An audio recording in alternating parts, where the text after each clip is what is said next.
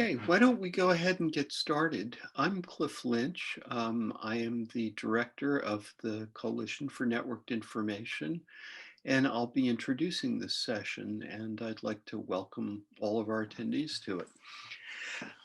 You have reached a session, a project briefing that is part of the final day of week 4 of the fall 2020 CNI virtual member meeting. Week 4, just to remind you, deals with aspects of the current crisis and emerging issues. And certainly this will be a very relevant presentation that's part of those themes. I also want to note that we have made available some pre-recorded videos to complement the synchronous sessions that are part of week 4, and please avail yourself of those as your time permits. We are recording this session. It will be publicly available subsequently. There is closed captioning available. Please use that if it's helpful. We have a chat box, and I'd encourage you to use that as we go along during the session. There's also a Q&A tool at the bottom of your screen. You can use that to queue up questions at any point. We will address the questions after we've heard both presenters speak. Diane Goldenberg-Hart from CNI will be moderating that Q&A discussion. And with that, let me turn to the presentation itself. We have with us today Brad Warren and Lori Harris, both from the University of Cincinnati Libraries. They are going to talk about how to develop a genuinely resilient culture of collaboration when facing the kinds of global challenges that our institutions are facing today.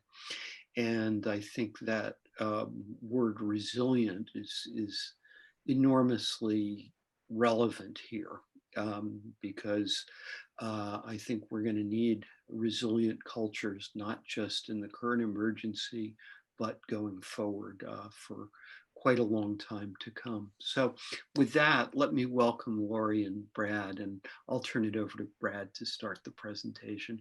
Thank you for joining us. Thank you so much, Cliff. And as part of resilience, it's bandwidth in a house of 6 people using the internet at the same time. So I'm going to not have live video, which is why you'll see me go dark here. We're going to use our experience with the COVID crisis to sort of illustrate how to build resiliency into sort of collaborative decision making, especially as we're looking to facing other challenges into the future. I think that was a very astute observation from Cliff. And in particular, we do want to spend some time on what our approach was like as it's illustrating these concepts, but also to really talk about how that applies to the future and hopefully generate some conversation. A lot of this are things that we all need to remind ourselves that are part of just normal planning that helps wrap your head around what appears to be a really complex process. Just in relation to our own libraries, very quickly, the University of Cincinnati Libraries has a history of autonomy and decentralization with 10 locations.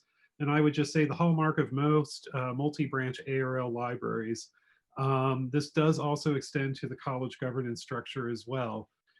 Within that, our complexity is that we're also part of a multi-jurisdictional system, which means that there's 3 other libraries that we share some things in common with, but report to other deans.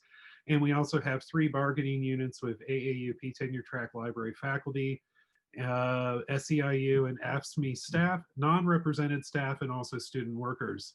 To be honest, nothing is simple.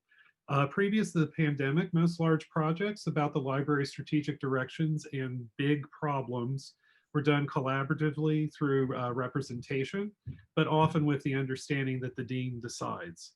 And while everybody shares a lot in common across the locations, there is a reason why there are 13 libraries with their various constituencies. And if you weren't aware, also, University of Cincinnati is an old institution celebrating its 200th anniversary in 2019. Now on to the problem.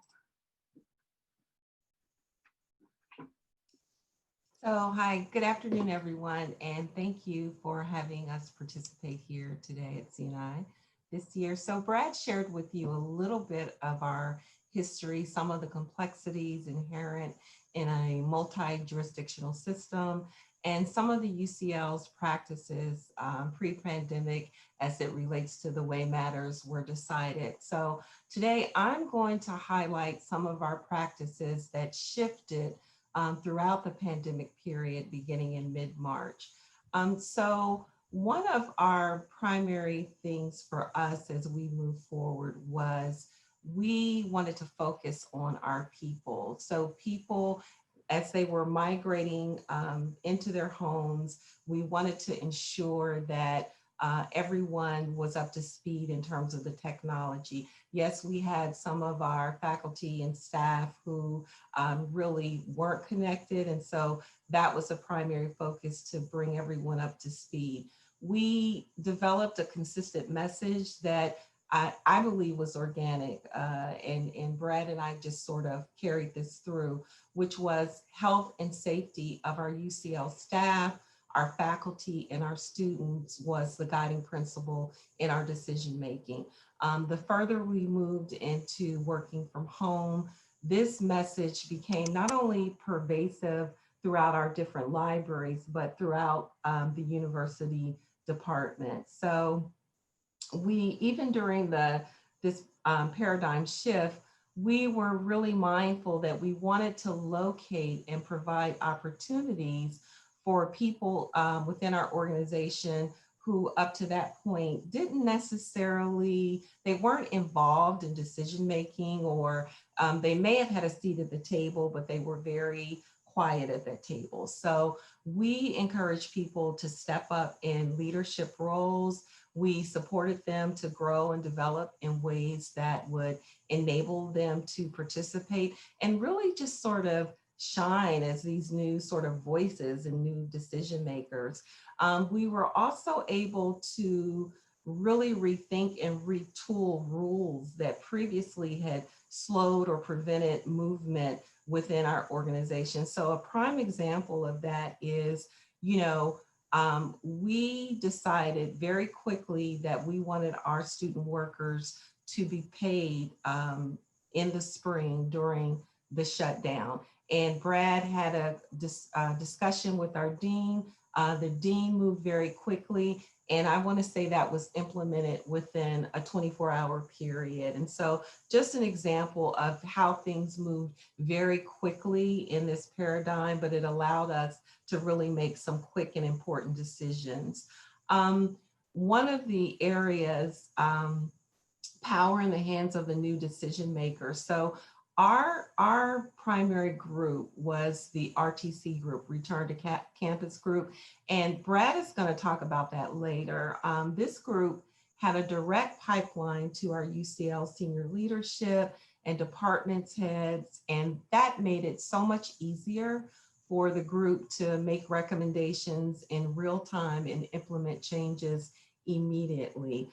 There wasn't a hierarchy when we received information that needed to be shared, whether up or down, we shared it immediately.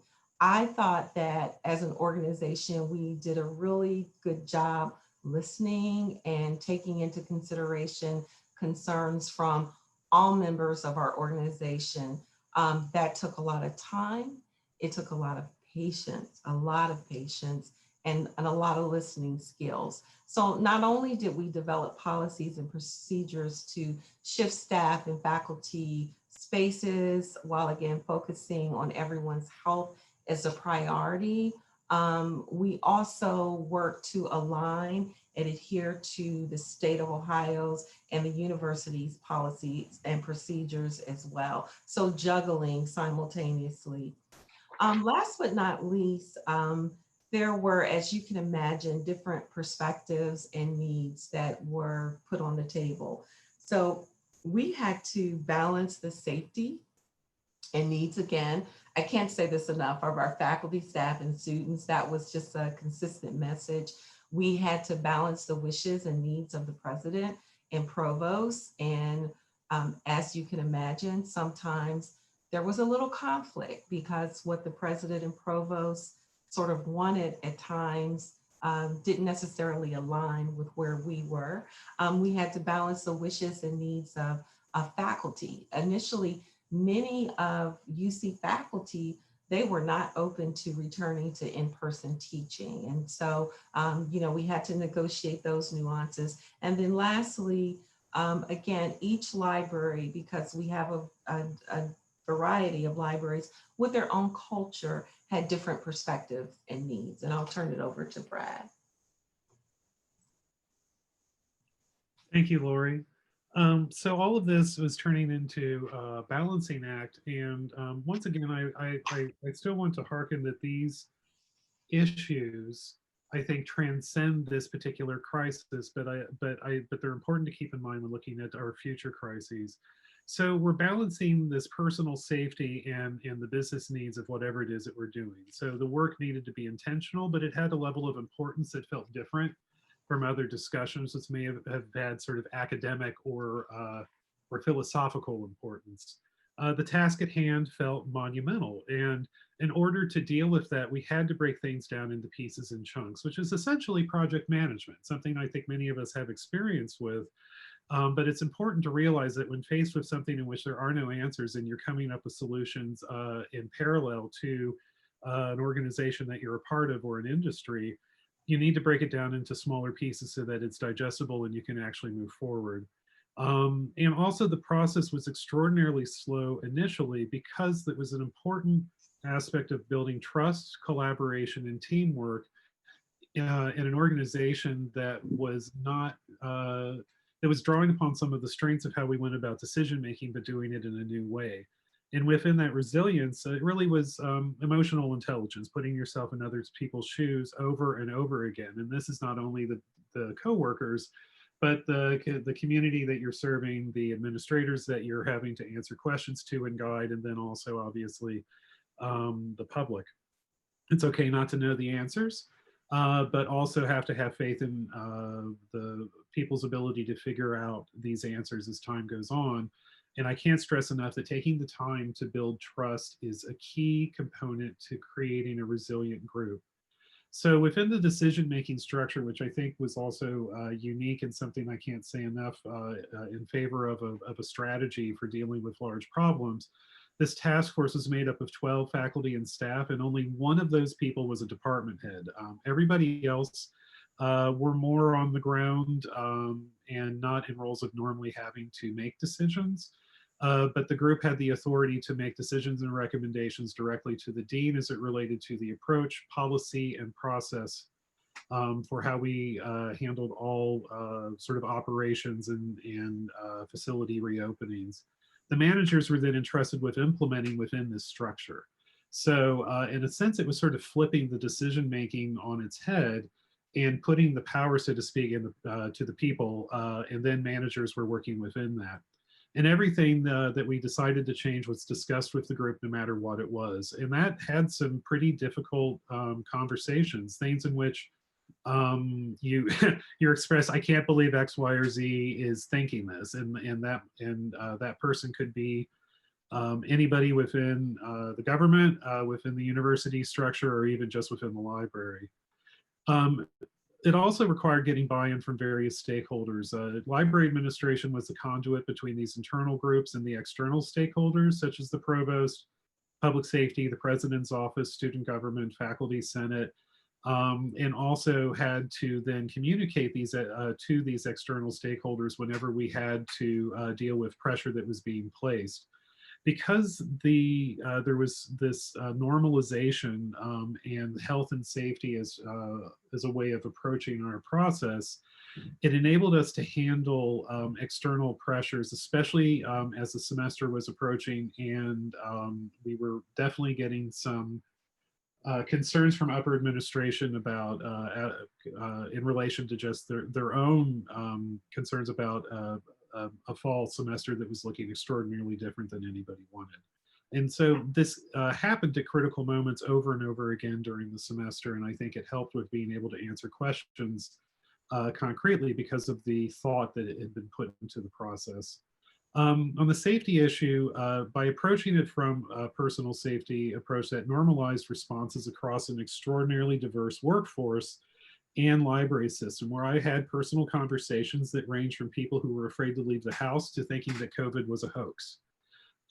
So having a process that works through something that's so politicized and also feels so overwhelming was extraordinarily important in being able to work through tackling big problems that were larger than just a difference of opinion. It also, as I mentioned, handled external stressors from our community. On to you, Lori. Great, thanks, Brad. And so the question is, how did we work and thrive in sort of this pandemic paradigm? Well, one of the things that we did early and often is that we borrowed from our colleagues. So we have partnered in the past with other libraries in the city of Cincinnati, but primarily Cincinnati Public Library. Cincinnati Public, I have to tell you, they were on point from day one. And I don't know if I'm going to get this correct, but I think Brad, did they open back up in April or May? They began their curbside services pretty quickly and Yeah. then had a sort of phased approach to opening up their facilities, but their documentation for that for 40 different branches was produced by mid-April. It was quite phenomenal. It was phenomenal. I want to say it was maybe on a hard copy. Their master plan was like 60 pages. They focused on sustainability and resiliency, which we've heard a lot of. And so we talked with them. We had conversations with them. We didn't model 100%, but it really helped us to look to and reach out to our colleagues that were sort of in front of us and doing that thing already. We also became leaders as it relates to change externally. Part of the colleagues that we contacted were from ARL, OSL, NIH NLM, Library of Congress. And so when you're working at this level and everything is just so high level and intense, you tend not to recognize like all that you're doing, all the work that you're doing, but reaching out to our colleagues in all of these organizations, and they reached out to us to say, hey, what are you all doing at UCL? And then to hear from them like, oh, wait a minute, you guys are kind of way down the path and you're doing this already. We're just kind of shutting down and we're not doing anything. So people were moving at a different pace. Some had just shut down and were barely managing to maintain operations online. Others were in sort of this hybrid mode, but it was really enlightening and positive reinforcement that, other colleagues were sort of reaching out to us to get our input, to share ideas and et cetera. So that was just a lot of collaboration that I thought was really important. Lastly, I think one of the ways in which we were able to thrive and be progressive was to come up with methods to respond to real-time challenges. So, for example, when we were asked to implement changes on matters that weren't under our umbrella, we were very comfortable saying, no, we want to sort of bounce that back to the department that you should talk to. I have an instance, if we have time, I'll share with you about the College of Medicine, but I won't go into it now. How to negotiate and work collaboratively with the president and provost. I've said that earlier. They wanted, they saw our libraries opening at a different time in a different way. And so having that sort of discussion. And lastly, we were mindful of leading from a place of compassion, honesty, and safety, but also balancing that with the economic realities of our university, working to accommodate returning students, students working from home. I'm over at the College of Medicine, so our M3s and M4 medical students, they were doing research and needed to do in-person rounds at the hospital. So trying to balance everything required developing these comprehensive strategies to address a diversity of issues and concerns, but also working in tandem with our director of communication, Melissa Norris. I can't say enough about her. She was on point. She pushed out appropriate messaging. We were in front of the 8 ball. So I'm going to turn it over to Brad. Okay, so we've given examples from our, our experience through the COVID crisis, and that's something all of us have done. And so I think that this really the thought now is that how do you take some of the successes and also learning from some things that didn't go as well, and then apply them to similar kind of big problems into the future. And so some concrete things, at least I would think of, that we've been learning from the pandemic. How we've been working from home, we cannot go back to the way it was before, no matter what. Especially as it relates to climate change and sustainability. We've demonstrated quite easily that we can be productive in many ways, but I also have to recognize that there's a huge amount of fatigue with the current situation. So I think there's got to be something that sits in between, doing all your work at a location that is an office and a library, and all of it at home. There's got to be something that sits in between, but it cannot be going back to before. I also think the rules of effective group size are gone. I used to always joke about the pizza rule, that no committee should be any bigger than you can feed with 2 pizzas, which I think came from Jeff Bezos. Throw that out the window. I've been sort of shocked with our ability to have 50 people on a call and to work through big problems quickly and make decisions. That's been kind of a shock. And so I think that the way in which we've worked with each other and the nuance of this online world has I think thrown some of the ways in which we do work effectively out the window, or have given us new ways of doing it. Offerings such as the Internet Archive's Emergency Library and the Hathi Trust Emergency Access, I think there needs to be some real work into finding a way to make these a more permanent thing, so to speak, rather than something that's just in relation to the pandemic. But I also recognize that is a huge issue. But providing access, removing barriers to access, I think is a hallmark of what we really need to be focusing on into the future. And it's more than based on loan periods and fines for physical items. It really has to do with removing those barriers for electronic materials. And then I love the idea of crowdsourcing information discovery, access, and delivery to our collective faculty, staff, and students. We've all been talking to each other a lot, sharing information, learning from each other. We have essentially been crowdsourcing quite a bit and doing it virtually. And so I just wonder how in the world is we as collectors, purveyors, disseminators of information can do, what can we do to help sort of enable this type of activity? I will admit I don't know what that looks like, but it is something I found really interesting that's come out of this as a positive. Something especially when it comes to global challenges is that we have to change our practices with an eye for sustainability.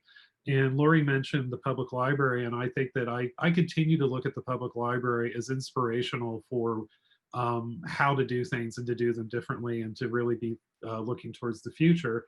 And so strangely enough, the American Libraries issue for September, October had article on public libraries participating in citywide climate action plans.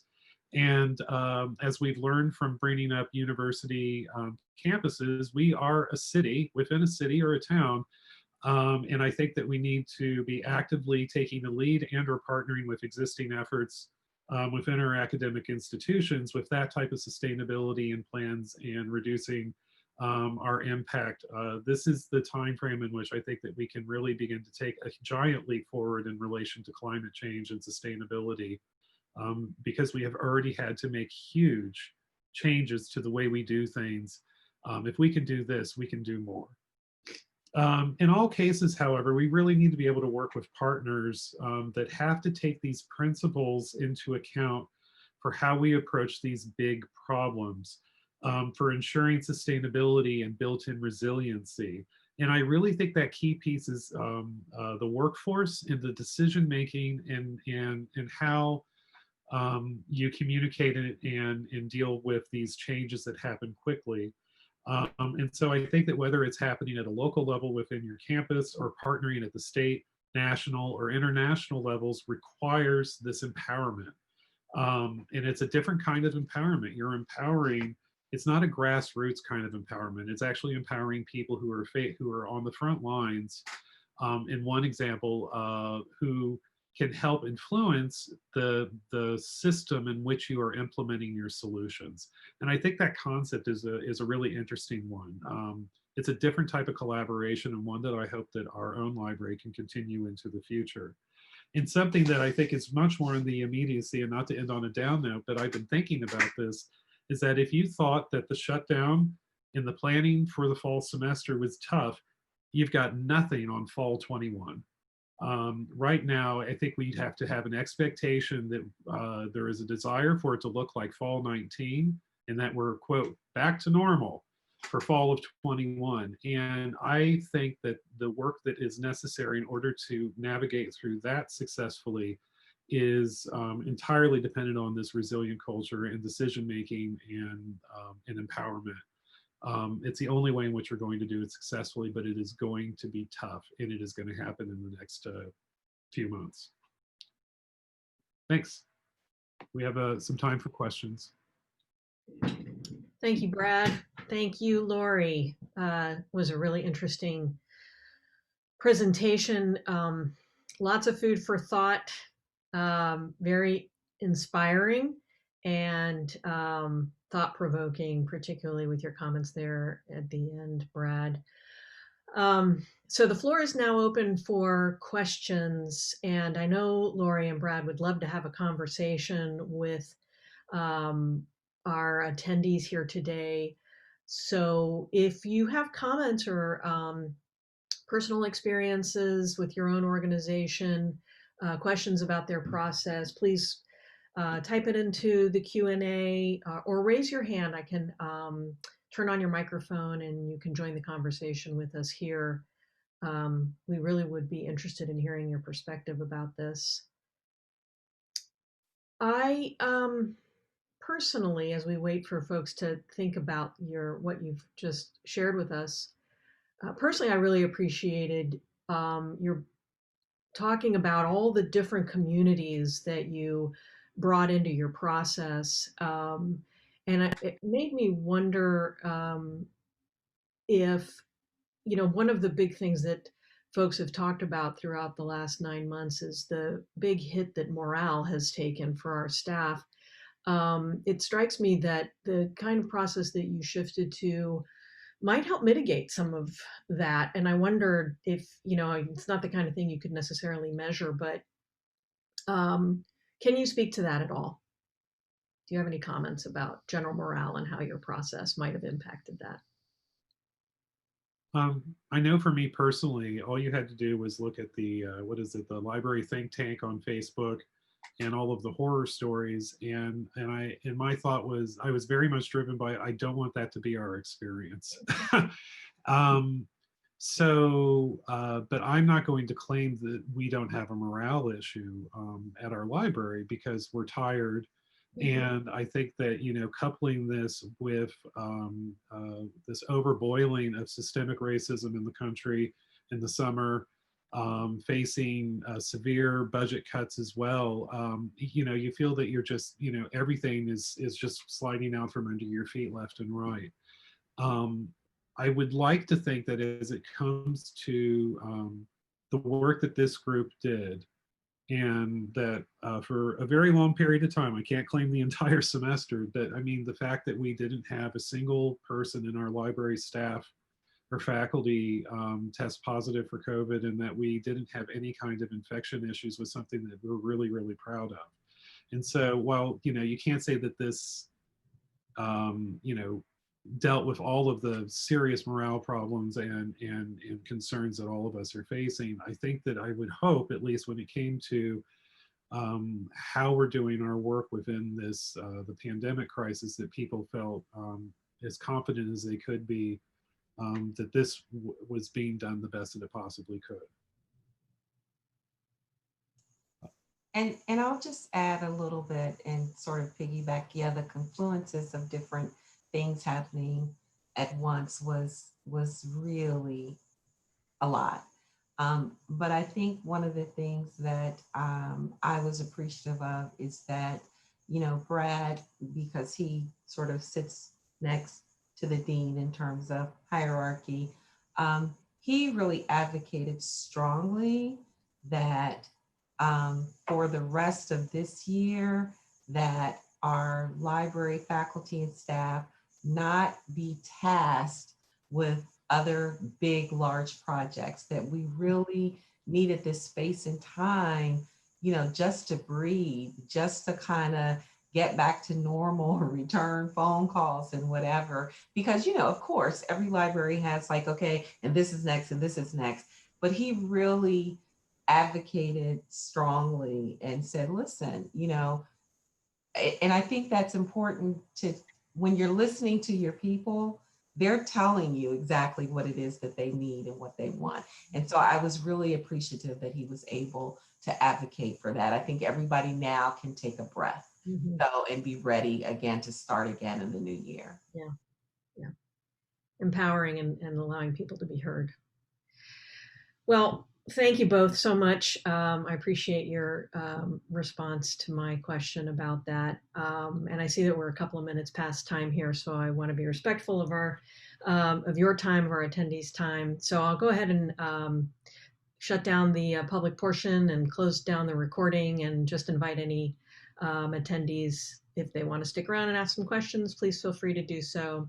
But thank you so much, Lori and Brad, for being here, and hope to see you back at CNI soon. Take care. Bye-bye. Thanks a lot, Diane. Thanks, Cliff, so much. Thank you.